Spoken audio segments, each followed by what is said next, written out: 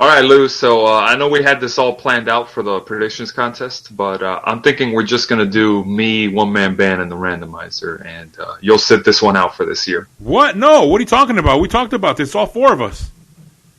Yeah, I mean I know, but cards subject to change. Ooh, all right, Adam Pierce. Welcome to TFS Pod, otherwise known as the Few Show Podcast. This is 24/7 Lou, and that's... It's Rick Hard. And that's... The one-man band. Yes, folks, here we are. We're back here, and we're talking about Hard to Kill. Impact Wrestling's pay-per-view. Our first run-around of predictions for the whole year. We're going to have a big competition. It's us three versus the randomizer versus... Whoa, Lou, we talked about this in the intro. Card subject to change. Whoa, what do you mean? Also, not to be confused with the Steven Seagal movie, Hard to Kill. But you know what? Wait, first off, let me just say welcome everyone for listening. Welcome to Rick Hard's co-worker, Jerry. What's his name again? Jeffrey. Jeez. Okay. Jeffrey. Jeffrey, well, thank you for listening. And spread the word. Spread the word to everyone. This is the number one show on YouTube, number one show in your heart, number one show of your girlfriend and your boyfriend. I don't know whatever gender you may like. But yes, let's talk about Hard to Kill. Let me ask the first question. Rickard, what's the scoreboard say? So as I alluded to in the opener, the reason why I wanted to just slide Lou out of the running was because unfortunately, first pay-per-views in the book that we're counting anyways. We kind of missed another one beforehand. We won't talk about that. First pay-per-views in the book, and scoreboard reads 24/7 Lou 1, everyone else 0. Yeah! The champ is here! By the way, it's 24/7 Lou 2 belts. The only time I think in the year I'll be able to claim that, I think. That's how worried I am. That's how worried I am. The Rumble cannot come anytime sooner. Please. Yes. Come on. I am the 2 belts. I'm holding 2 belt accessories, 2 championships in my hands. Clothing accessories. So let's talk about Hard to Kill. What happened to Hard to Kill, Rickard? I'll be honest with you guys. I was unable to catch anything from Hard to Kill, but I knew I was right because Rickard told me. Whoa. So what happened to Hard to Kill, Rickard? All right, so we predicted on 9 matches. We ended up getting 10, actually, which was pretty cool. So Hard to Kill definitely had the most action-packed matches. And we started off with at least, let's see here, let's have a look. So we had the TNA Impact Knockouts Tag Team Championship finally see the tournament come to an end. And I believe nobody got this one right. Not even, let me see. All right, so first mention of the night, the randomizer actually went 1 out of 9. Woo.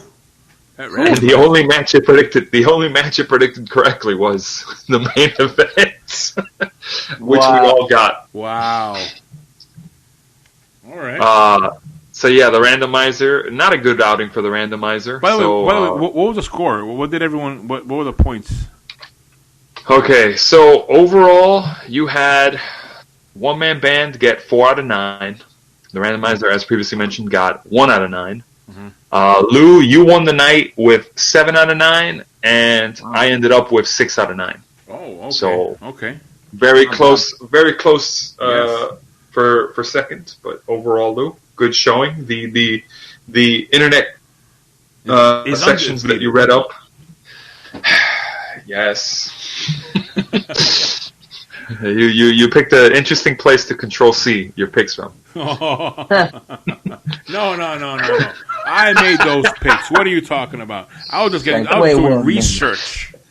Oh, okay. Hey, part of reporting includes sleuthing for research. So I guess we can give you that. There you go. Yeah. But don't worry.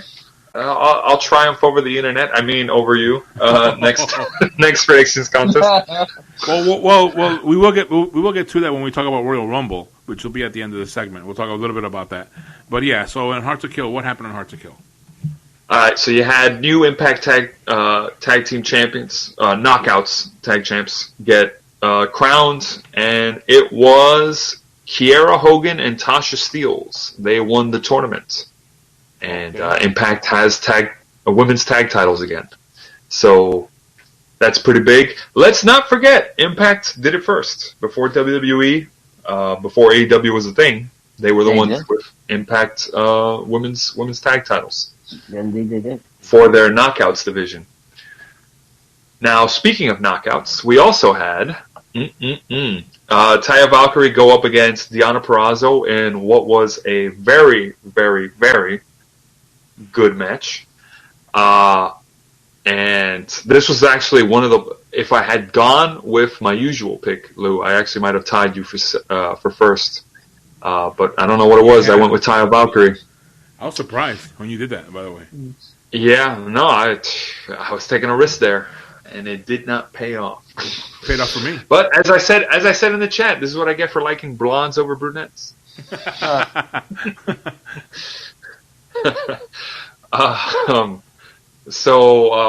Deonna Purrazzo successfully retained her title. One match I did call that you also called. Damn. Was the X Division Championship match between Manik, Chris Bay, and Rohit Raju. Manik successfully retained. It was TJP with face paint, I believe. So didn't we all pick that? That was pretty good. No, actually, one man band picked Rohit Raju. Rohit Raju, yeah. And the randomizer picked Chris Bay. Disagreeing with all of us. Okay. Oh, yeah. You also had Sami Callihan, which is another pick that... That was surprising. That one was surprising. Sami Callihan, I actually went against everyone on that one, and that was what got me a good point there. Eddie Edwards scored the victory.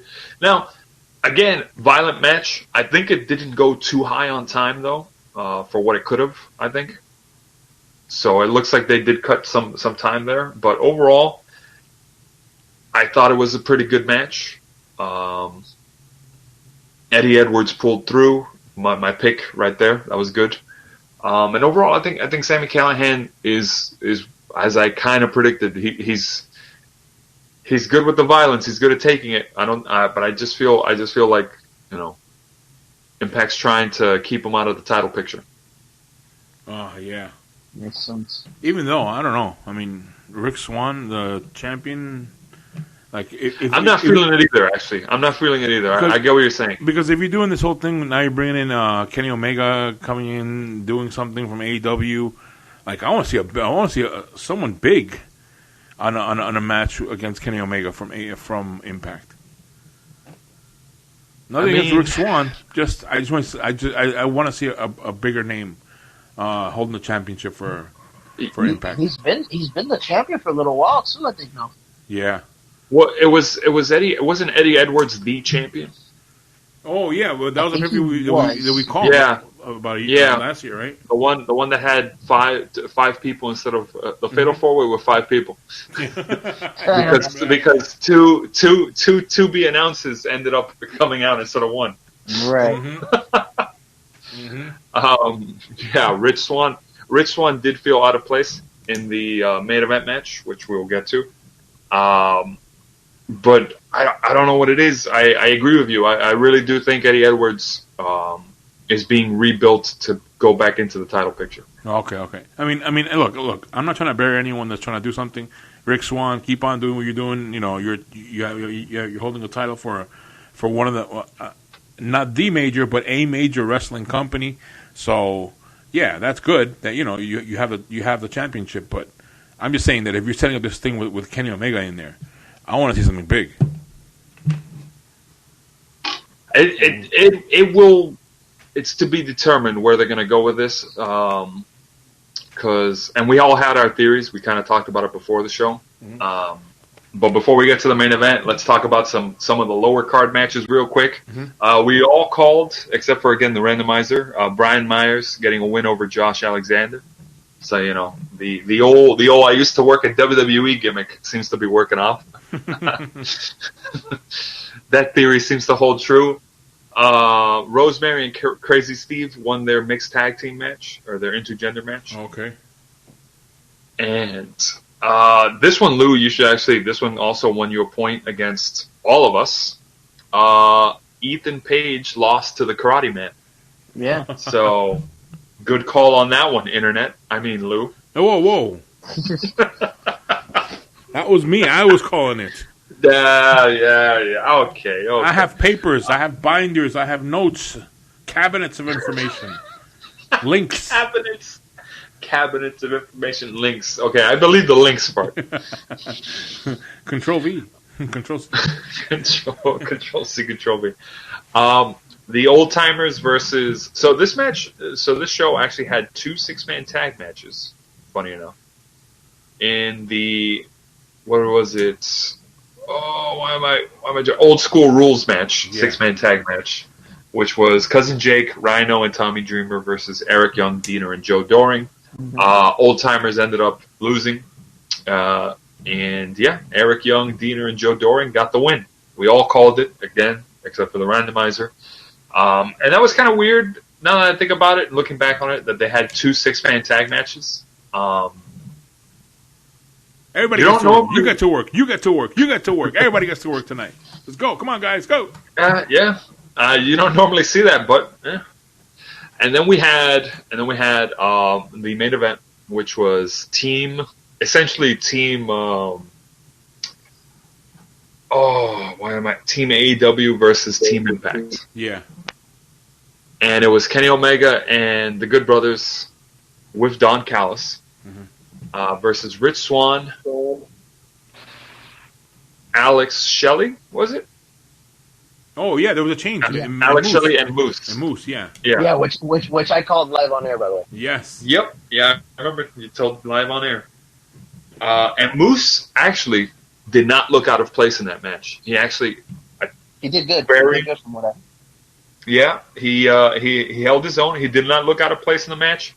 It kind of added a bit to it too, because he had a good. They had him go with Doc Gallows, the 2 big guys in the ring, fighting each other. So that actually meshed pretty well. They did a couple spots where I think he basically picked up Alex Shelley and just started throwing him around. Huh. Yeah.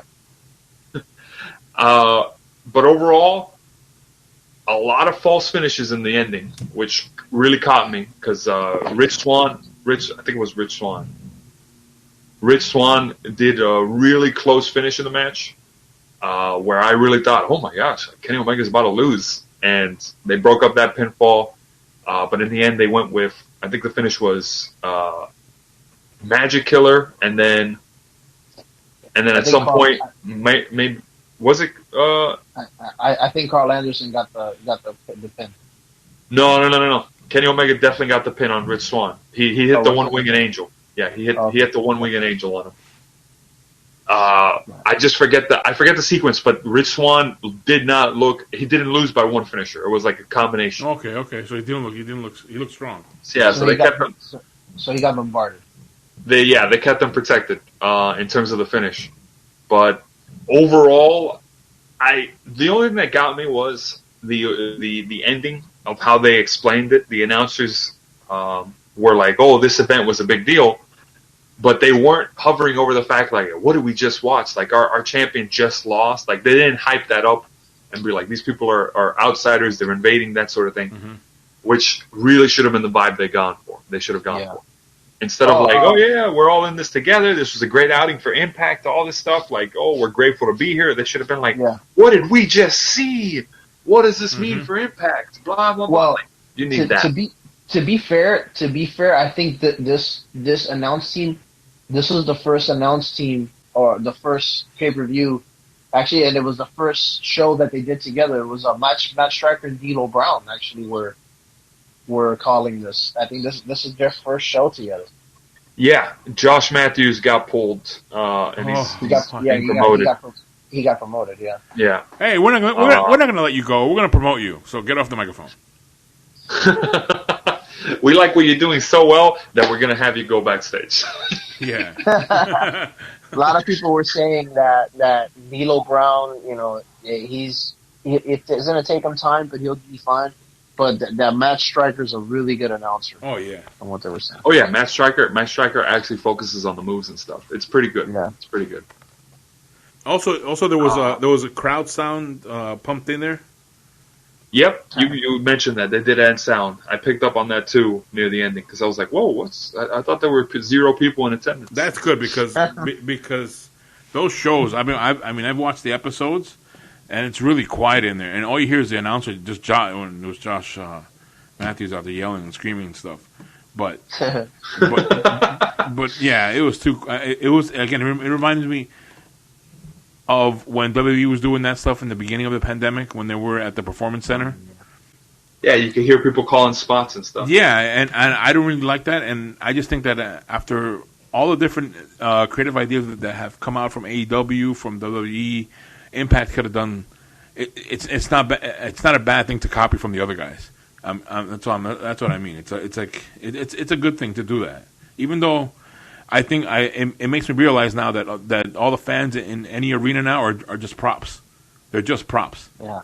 They're not. They're important to the show. Granted, they want you to react a certain way, but you can't control the live audience. I know, and I understand the elements of when you're there, and then the superstars are in rings, and they feel the energy from the crowd. I understand that, but when it's empty, you notice that it's just a prop. It's just a sound effect. It's just someone pressing a button on a board. Hey, boo, yay! It's like so to me, it's like I know it's kind of weird, but it was missed. So whomever was holding for however many amount of months from putting a sound in the background, get out of the way. Put sounds in the background. Make this stuff interesting. You're watching wrestling. Get out of the way! I don't know. It makes me want to think if it was Josh Matthews. Don't put to be fair, I really do think that they need to reconsider who they have as the sound guy, whoever it is, sound person, because there were a couple times where I still remember an Impact where I'm like, what happened to the audio? Or like, hey, yes, they've had. Did problems. they drop? Yeah, did they have mic problems? Yes. There will be times where you hear the announcers, and I'm like, I don't think we're supposed to be hearing what they're saying right now. So and I'm just like, are they having an issue transitioning here? Like, come on, guys. I don't know the inner workings of what happened at Impact, but someone said, okay, put the sound in, and you get the hell go to the backstage to Josh Matthews. So I don't know what happened there. I don't think it was Josh Matthews. I probably someone think else. Josh Matthews. If anything, Josh Matthews probably got on his mic and said, "Hey, sound guy, whoever it is that's screwing up the mic and having my dialogue come out when it's not supposed to, I could do a better job." And then the guy in the sound was like, "You know what? I quit. Yeah. You think we do a better job? Go ahead, do it. Do it yourself." So yeah, do it yourself. And Josh was like, "Okay." So that's our recap of what happened at Hard to Kill, and that's our first pay-per-view predictions that we have, and we have our new champ, which is me. I'm the overall champ, and all it took was us resetting the board. I know, right? Finally, it's like you winning a vacant champ, both vacant championships. It took me a year to do this. It took me a year. And the first one. Oh. So yeah, I like that. It took me a year to do this. I know, right? It did. A year. The calendar had to change. How many things had to go in my favor for this to happen? I had to find out how to do research on matches instead of just throwing the dart at the wall. But yeah. So and next week we're gonna have the predictions for Royal Rumble, right? Yep. And we were discussing. I was discussing before the show started. I want to mention this before we get going here in this segment. That we're going to have different changes on that, right? We're going to have for points wise to see how interesting it gets, and so if I just to give people a heads up on the point changes, guys. Essentially, last year what we did was we picked a winner, and then we also said who would be in the final four. Yeah. Now, the only thing that counted was 1 point for picking the winner correctly, this year what we're doing is we're still doing the Final Four and the winner, but you get every Rumble match is essentially 5 points. Yeah. So 1 point each for being correct on Final Four, as well as 1 point for the winner. So if you get all four people right and predict the winner out of those four, you get 5 points for the Rumble. And for championship matches. Now, yes, to offset the fact that the matches that Rumble matches are essentially worth 10 points each, we're making the championship matches, meaning McIntyre versus Goldberg and Reigns versus Owens. We're making those 2 points apiece, just so that they mean a little more. Yeah. Because one of us might pick Goldberg. Yeah, so if anybody's picking Goldberg or Kevin Owens, there you go. There's your chance. So for all you folks out there, and I know you're going to play this home game. So there you go. There are your rules, so you can play it the way TFS Pod plays predictions. Pay-per-view predictions. Yeah, that's right, JFU. Yeah, and you too, Bogey. Because you still started the first pay-per-view just like you ended it with 0 points.